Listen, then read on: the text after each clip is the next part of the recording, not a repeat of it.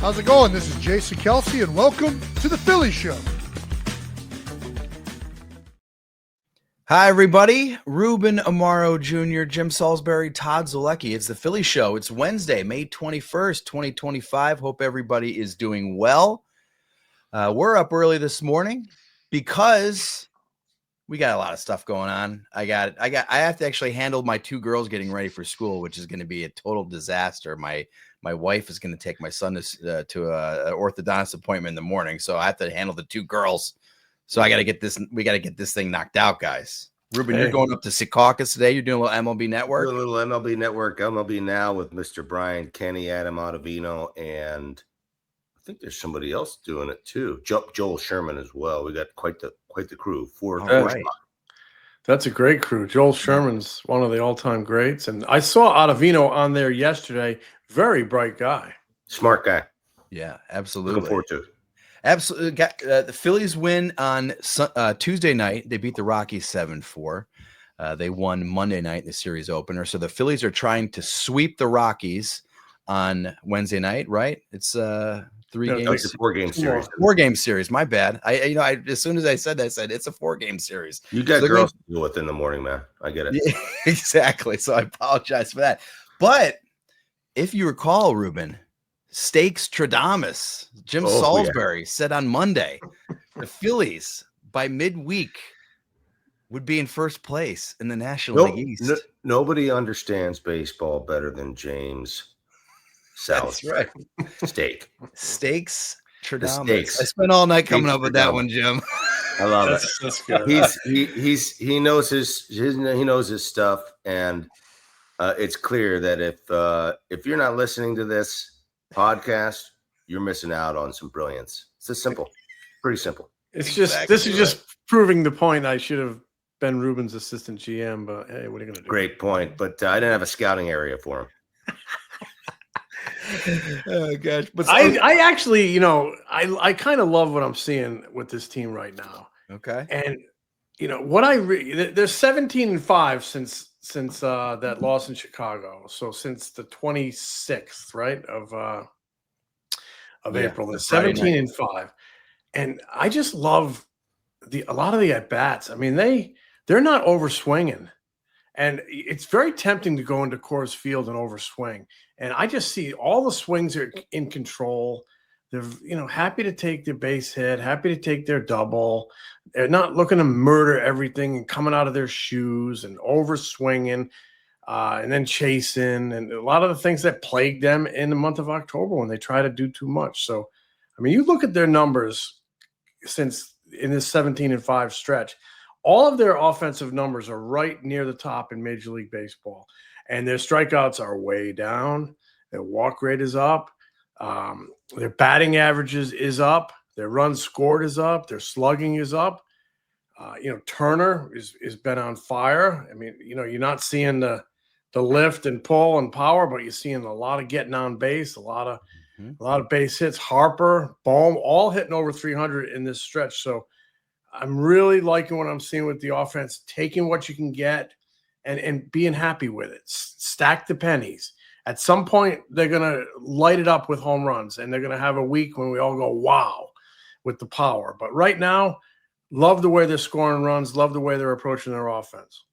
Yeah, a lot of folks saying in the beginning of the year that they ran it back. They haven't really done much with the lineup, which I guess had not. But as far as their approach is concerned, what they've done, this is sort of the maturation of what's happened from the beginning of the season. They weren't slugging, but they were putting the ball in play. They were not striking out a lot. Their swing decisions were good, and they've improved. And now you're seeing, more consistent hard contact. You're seeing quality at bats with men in scoring position, which you weren't seeing before, and that was a concern for a little while. They're putting it all together, and it's a little bit of a development of the thought process that I think a lot of them have decided, you know what, we need to make some changes. And we're making them, and they're now coming to fruition in a really mature way. It's almost like watching a young player develop into a major leaguer, and I see that sort of development with their overall process. One thing that kind of strikes me is we talked a lot over the winter about, you said the running it back and additions and whatever they need to do, that the biggest improvement that could come from this lineup is not necessarily what you bring in from the outside. It's the improvement of Stott and Turner. And I think both have improved. Well, but we had Bobby Dickerson on just on Friday. If you guys have not listened to the Bobby Dickerson episode, that was great. Had a lot of people telling us how much they enjoyed that. But Terrific. Even Bobby Dickerson was talking about infield play and how Trey Turner, he believes, is still kind of working through some things. It can still get better. So, same thing can happen offensively, with all these guys. So the guys are constantly trying to improve, and it can happen. Kyle Schwarber's a perfect example, just because he's changed his whole mindset. And I think when you have a leader in the clubhouse that changes his overall approach to doing things, then, it clicks. Like if, Darren Dalton all of a sudden, or Chase Utley or someone like that, were making like a paradigm shift in their overall approach, and it had success, then it's easy as a player to go, hey, maybe there's something to take away from this. It's a great point. When one of your big dogs is doing it, if he can do it, I can do it, Mm-hmm. Yeah. So Tuesday morning, I tweet out that the Phillies have the best record, have taken on first place in the National League East, which they have. They've now got a 1.5 lead over the Mets. They have the best record in the National League. They have the second best record in baseball. And of course, what was the first response? Who have they played recently? You got one of those, The only team you can play that day. Go out and beat them up. Exactly right. I would say, don't be one of those people that says, who have they played like recently, right? You can only play who you played, who's on the schedule. Right now the Phillies are 18-3 against teams with losing records. They're 2 games under 500. They're 13-15 against teams with losing records or winning records. But they're playing their best baseball right now. I have a feeling if they played some of these other teams, they would be faring fairly well against them. So the residual effect of playing well against those teams is that when you get to play those other teams that are better, you're feeling better about yourself. You're in rhythm.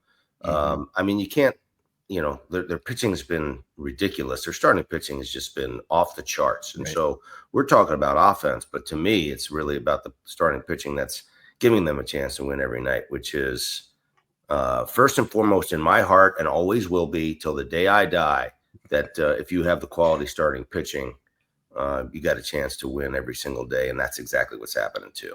Let's talk about Jesus Luzardo. Jesus Luzardo with another great effort on Tuesday night. 6 innings, 1 run, 10 strikeouts.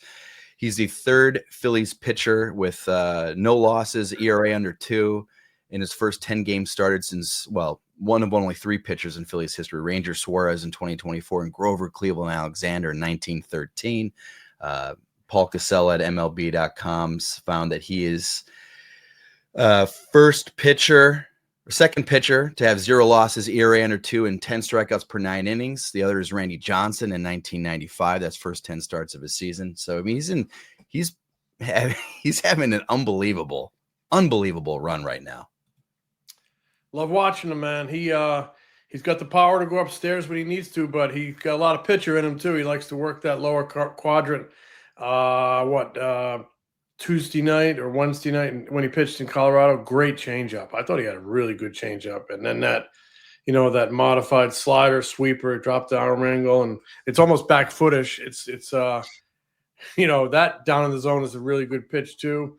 Seems like it's been a great acquisition so far. It kind of reminds me of the role that Ranger was on early last season. So he got a nice demeanor about him too. Very businesslike. Seems to really enjoy being a Philly. I mean, why wouldn't you? You go from, banging around in that empty stadium in Miami to an electric place like this, to a team that's got a chance to win. It's got to really brighten everything about your game. When you add 1/5, 20% of your rotation, I think about this as like an NBA team. You have one sort of superstar that's added to your team, then you become a really good team. And that's exactly what you're seeing with the guy like Luzardo. He has taken to whatever Caleb Cotham's added to the program for him, his overall maturation and his health, because that's been important. Hopefully he'll continue to be healthy, but all those things and being in a winning atmosphere and an expectation to win, I think all those things can change your ability to post up every day and to challenge yourself. And he certainly has done that. I love the way he goes about it. I like the emotion. He's got some emotion in there too. He's got some passion and some giddy up in his emotion, and I like that as well. I think he's fit in extraordinarily well, and he's again, another all-star level pitcher right now, and hopefully he can carry it through the season. And he pushed them to go out for that extra inning last night, which helped your bullpen. But it also shows he's got something in his belly. No, I'm not done at 94 pitches. I'm going to give you another one. And he went out because he had he ran a high pitch count in the middle innings, and then they give him that one more. And I'm sure Rob and Caleb was sitting there saying, well, if he has an 18 or 24 pitch inning, now we got to go get him. Now his pitch count is up. He goes out there, 11 pitch inning. Thank you. Good night. Great job. Yeah, he's tremendous. A lot of guys talk about how competitive he is. It's a vibe that he seems to give off. So, guys, it is time for the Arena Club Player Spotlight. Guys, if we're going to talk about a player and spotlight a player, I think this week in Colorado, we got to talk about Kyle Schwrber. Kyle Schwrber hit his 300th career home run on Monday night in Colorado, and that wasn't a cheapie. Oh my goodness. Almighty. Ridiculous. Hits his 300th career home run, goes 466 feet. It's the longest, at least. It's the third longest home run in Major League Baseball this season. Mike Trout hit one 484 feet. Aaron Judge snuck one past Kyle at 468 feet. It's the 9th longest homer of Kyle Schwarber's career, which is crazy.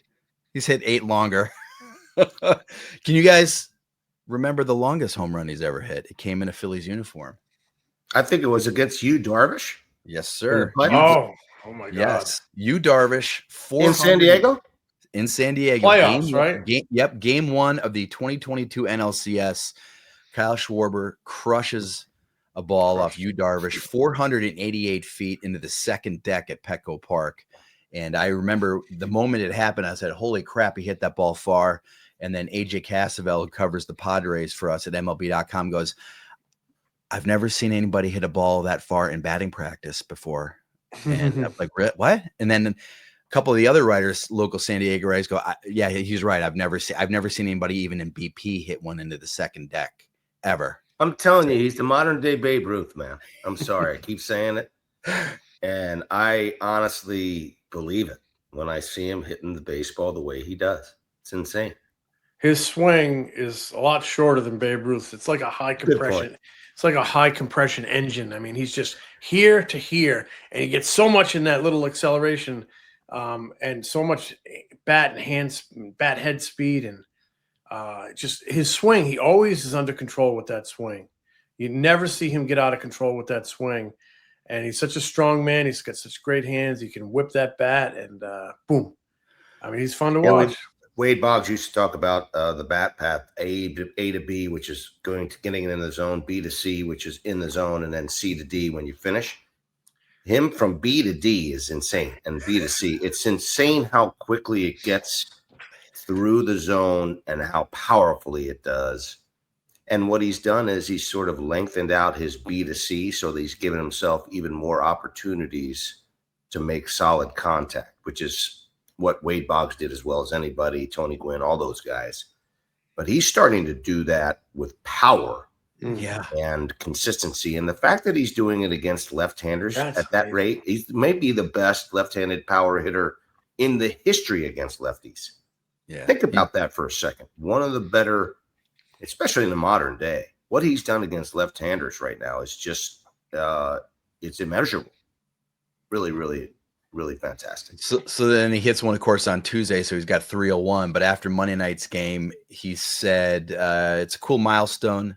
I think the biggest thing is there's a lot more to come.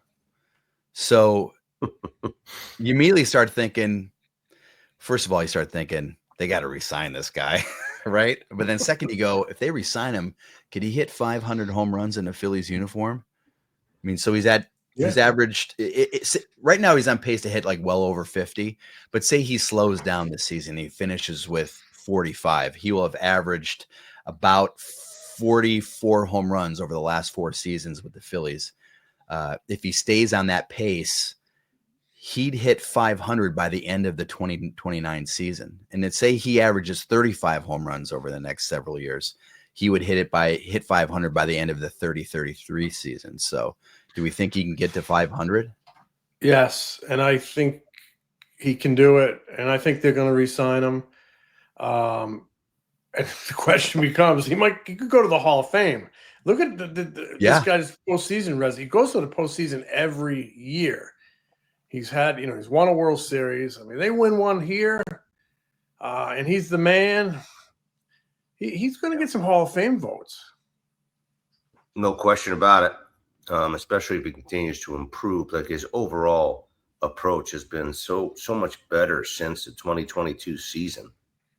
From 23 to 24, he made adjustments. I mean, he's made adjustments, and he's gotten, just as he's matured, he's gotten better. And he's just a strong, powerful guy. If his lower half stays strong, because his lower half right now is as healthy as he's been in a long time. His knee, his hips, whatever he had going on in a couple of different years, the fact that he can DH and not have to go to the outfield unless, Topper throws him out there every once in a while to throw him a bone. But but if he can do this for a long time, there's no stopping the DH. So I don't know. It's got sort of the sky's the limit, man. Obviously, he has to stay healthy, especially his lower half. We saw what happened to Ryan Howard when his lower half was gone. Mm-hmm. He really struggled. But again, you can't bank on a guy blowing out. So any player, health is number one for any player. Of course, I mean, we saw Roy Halladay, the great Roy Halladay. He broke. We saw Ryan Howard. He broke. I mean, you have to stay healthy. Your body is your moneymaker. If something goes awry, you're screwed. And that's the risk you take with contracts for guys in their 30s. But this guy is a producer. He has become a great Philly.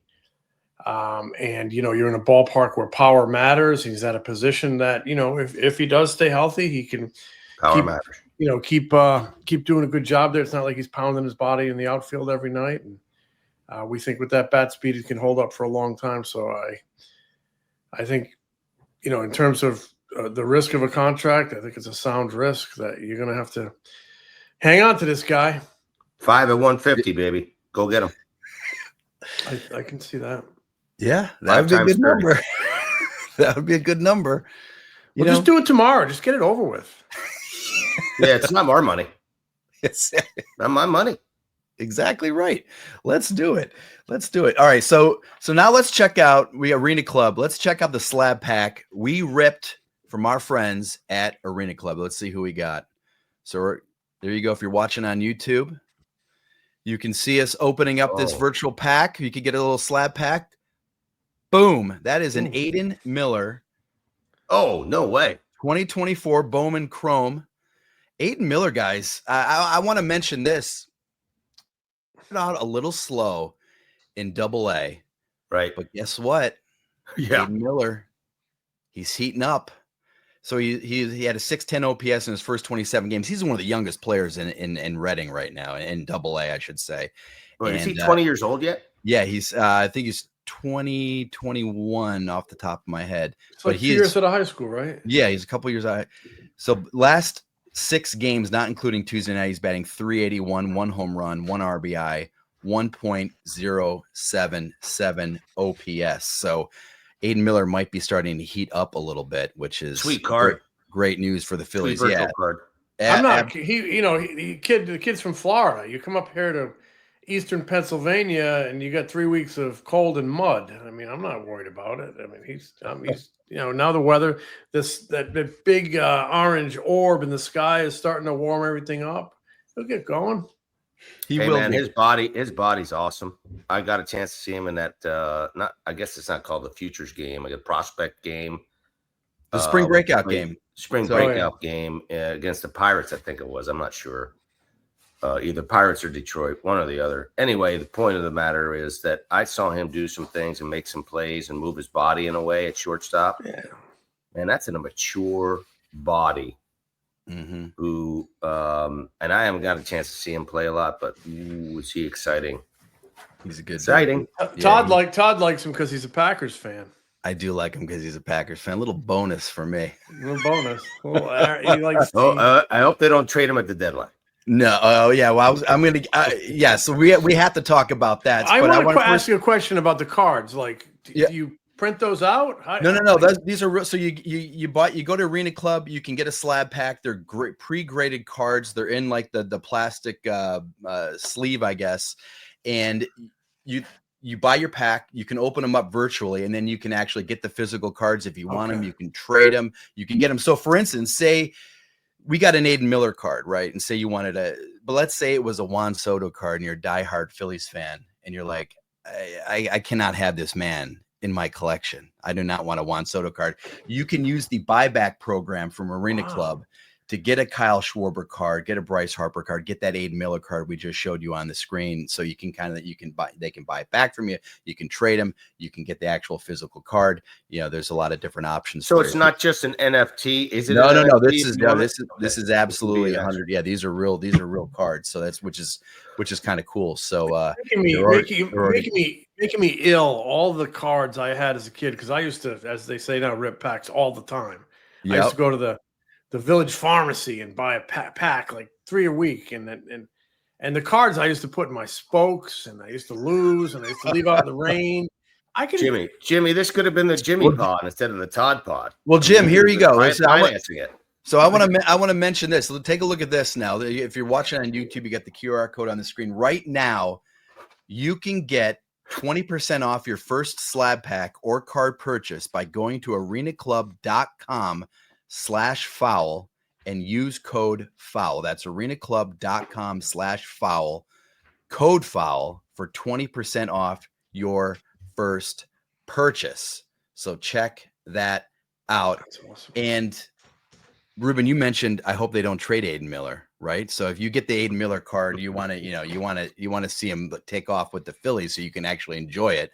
And Jose Alvarado on Sunday busted 80 games for a performance-enhancing banned substance. And Mark Feinsand from MLB.com on Monday, late Monday, wrote a story saying that the Phillies had reached out to free agent relief pitcher David Robertson. Talks were not serious. I think it sounded like to me it was more of just a checking in type of situation. Hey, are you throwing that? Whatever it might be. But I wanted to get your guys' opinion on that because the Phillies were already probably going to get a reliever, right? We all agreed. We said this on Monday's episode before the July 31st trade deadline. They're probably already going to try to get another high leverage reliever. Probably. Now they lose Jose Alvarado. Maybe now they feel like they need to get two. That's a lot of potential prospect capital they might have to get to trade to get two high leverage relievers, unless you like David Robertson and maybe sign him as a free agent contract. Do you guys have any interest in that? David Robertson, maybe, especially if you still feel like you need to get two guys, save another couple prospects in the process. I mean, to me, it's prudent. If we went out and got Pedro Martinez, maybe that's a little bit different. I mean, we did the same sort of thing when we were struggling our rotation, and Jamie Moyer was struggling in particular. And I was like, man, we need another arm here. And we don't have a whole lot of prospects to trade at that point. I think it was 2010, if I'm not mistaken. Maybe it was 2009. Sorry. 2009. And we picked him because Pedro pitched in that World Series. But I mean, we ended up getting Cliff Lee and Pedro Martinez to add to our rotation. Yeah. We got Pedro basically off the shelf. And that was helpful because we didn't have to pay anything for him except his salary. And, listen, anytime you can get a veteran guy, I talk about this all the time. If it's a veteran guy who's been through the wars, maybe he can help you, maybe he can't, maybe worth the experiment. Why not? What's the downside? And I'd like to see the complete list of guys they've called, because I'm sure it's not just one guy, not just Correct. David Robertson. You're reaching out to. You have a huge front office. They're touching base with everybody. I'm sure they're looking at the Mexican League, Asia, everywhere, and minor league guys with outs. We're coming up to June. Guys are going to have outs. They're exploring everything. They just signed a couple guys to minor league contracts coming off injuries. One of them's going to pitch at Reading. So maybe and they got to be thinking left-handed too. We got to be thinking on the left side as well, because now they have Banks and Strom. Strom's been pitching better. Banks throws okay. He's a serviceable left-hander, but he's not necessarily a guy that you can lock down against a lefty on lefty in a certain situation to get the last out. I mean, do you have him face Juan Soto in a tight situation to get an out? That's a little scary for me. I like Banks because I think he provides them with some depth, but you sort of need a lefty to get a lefty out, I think, and or a right-hander with a nasty split or something like Taiwan. that. Maybe if Taiwan can keep, and it could be Taiwan, and it could be him. Yeah, he's got a. Taiwan's been through the wars. We talk a lot about relievers and young relievers who have stuff. Could he really well? You got to get beat up a little bit, get your nose bloodied a little bit, and have that, kind of barbed wire exterior to make it in pressure-packed situations as a reliever. Taiwan's been through the wars, has been through a lot. Maybe he could handle, some of those assignments because he has, and if his stuff plays, I'm still concerned about the stuff. He's got to have that tick on the fastball, got to have that good split. But, in terms of filling this, I'm all for just looking what you got right now before making a decision on a trade and having to lose a player. Because I would love to hang on to this prospect core. I really would. I'm very excited about it and intrigued by it. And I think because you have an aging big league roster, you're going to need to funnel these guys in here soon. I'm not in a hurry to, Mick Abel has a great start. Let's trade him for a leverage guy. How about maybe Mick Abel comes and helps us at some point, win 20 someday. So Mick Abel, Painter, Aiden Miller, Crawford, Tait, Arun Escobar, who's going nuts right now. I mean, these are all guys that you love to have them hang out and continue to develop more depth in your system, because you're right.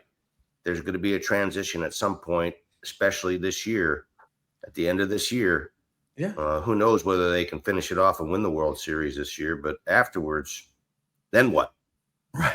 I think you have to make sure that you maintain some real talent in your system so that you can sustain for a while.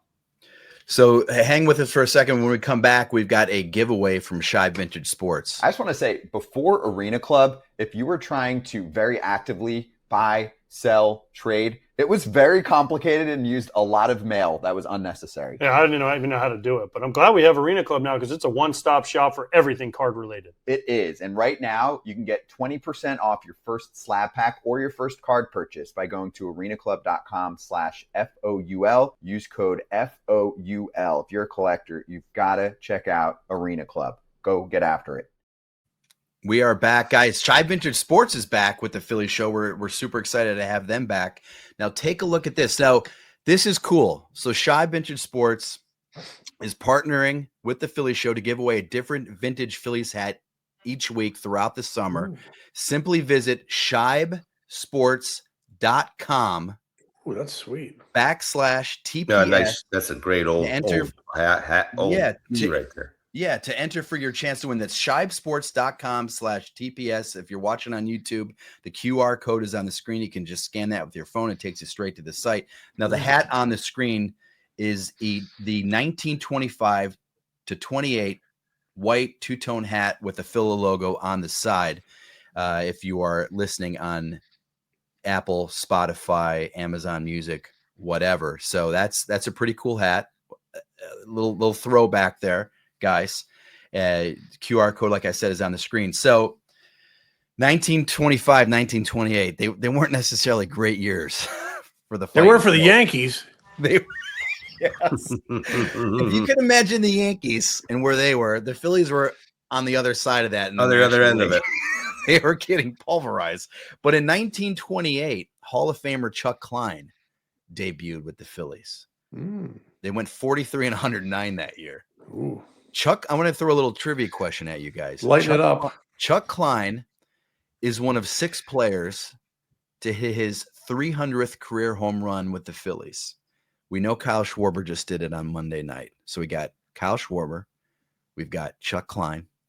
Can you name the 4 other Phillies players who hit their 300th career home run with the Phillies? Schmitty. He did one. Mike Schmidt, correct. Howard. Correct. That's 2. There's one really hard one I have a feeling is going to stump you guys. Wes Helms. Stop. 300. Jim Thome did not hit 300. 400. They hit 400 with us. Yeah, I remember that night well. Correct. Did Bobby Abreu ever hit 300 home runs? Not with the Phillies. If he did, he didn't do it with the Phillies. One guy's very recent, fellows. Bryce Harper. Yeah. And the last one, I'll give you guys like 10 Give us seconds. a hint. I'll give you the initials because I don't even know if you could get the initials are RS. Ryan Rico Sandberg. Suave. He might have been. This guy might have been the Rico Suave of the Phillies. I don't even know when this guy played. I'm kind of embarrassed. I pride myself on my what era? Ron Swoboda. What was his big team? What was his kind of signature? Actually, team? his big team was the Washington Senators, the St. Louis Browns. He played most of his career. Oh, I know who it is. It's Roy Sievers. Correct, Jim. Roy Sievers. Jim, stop it. Knock it off. It's Roy Did you Sievers. just look that up on your computer? No, because I know Royce. Dallas Green once told me a great Roy Sievers story, but I'm not going to tell it. that must mean, Jim, it is really, I almost really spit good. out my coffee. I can't almost tell came it, through but my nose. Roy Sievers, yeah, he came through the Phillies at the end, so yeah. If you see That's Jim out in awesome. public, please ask him to tell you the Roy Sievers story. Because it's got to be a doozy if Jim won't say it on air. Oh, yes, indeed. Oh my That's gosh, funny. that is fantastic. So there you go. All right, so and then one other little factor as you know, I started looking at this history stuff, right? I was looking at Chuck Klein, 1928, and then I started looking at the 25, the 28 Phillies, and then I looked the manager of the 1927 Phillies. I love the nicknames back then, Stuffy McInnes, who was actually a pretty good infielder back in the day. He was on the Philadelphia A's $100,000 infield back when $100,000 was. That's like the first base coach. That's like the first base coach of the St. Louis Cardinals, Stubby Clapp. Yeah, exactly. Stubber. Right. Stuffy McInnes was the manager. He was a good player. He had 2,400 big league hits. Stuffy McInnes. Stuffy McInnes. Yeah, he was. Come on, Jim. You don't know this history. He had 24. 24, and I know this because he was a New England guy. He was up from like the North Shore where they used to You're get like a lobsters walking and stuff. encyclopedia. Stop. Jim, was, you were right. Jim, you're right. Yeah, he was like from where they get the clams, Ipswich. Gloucester, Mass. But Gloucester, he actually, Gloucester. do you remember we talked about Harry Hooper on this podcast not long ago? I don't. think so. I can't remember that. Harry Hooper. And you guys got to let me go because I got to get to sarcophagus. No, hold on. Harry Hooper ended up coaching in the Ivy League at Princeton, and old Stuffy McInnes, he coached at Harvard after his playing career. I know that. Wow. Yes, you do know that. Well, so look it up. So go to shibesports.com Shibe's back. You can win the 1925-28 two-tone hat with the Phil logo on the side. And again, throughout the summer, Shibe will be giving out a different hat every week on the show. We're super excited about that. Guys, that was fun. We will talk to you, everybody, later this week. Smell you later, boys. Smell you from Secaucus, boys. The Philly Show is brought to you by the Foul Territory Network. Subscribe to The Philly Show on YouTube and wherever you get your podcasts. If you like us, give us a review. Follow us on Instagram, TikTok, X, Facebook, and Threads. Find Ruben's analysis before, during, and after Phillies games on NBC Sports Philadelphia, on the Sports Radio 94 WIP Morning Show, and MLB Network.